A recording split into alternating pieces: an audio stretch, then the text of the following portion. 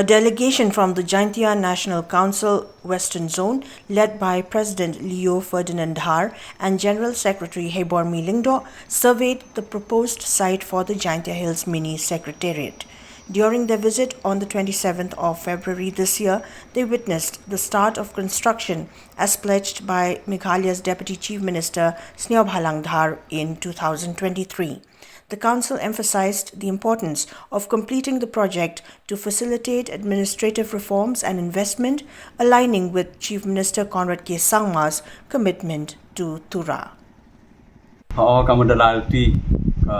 GNC CEC Heibormi Mini Secretariat Negaliang GNC Western Zone but GNC CEC wuro igawi kuai duai la sorkar wa Heibormi jing chna womhau man ga jing chna go the chiliang ko khia terjur du chiliang hanrai kwa man wanra ig development uman equal Heibormi wa cita catura kamada mai pangdo Chief Minister Amburam yang Sri Conrad K. sama Heibormi kam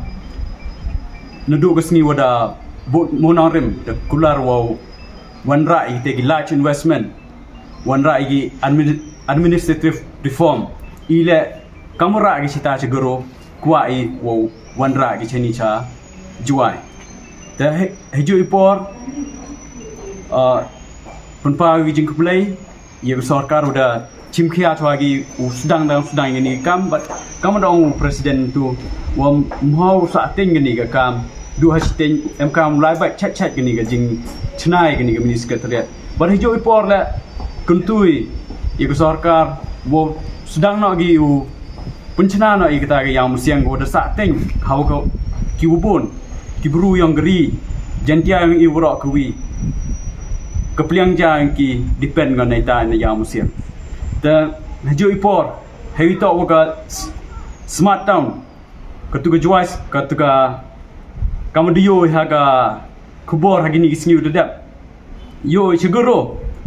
yo giles pa lehule kelur handrai hajuai to du nyap hende kelur te banjori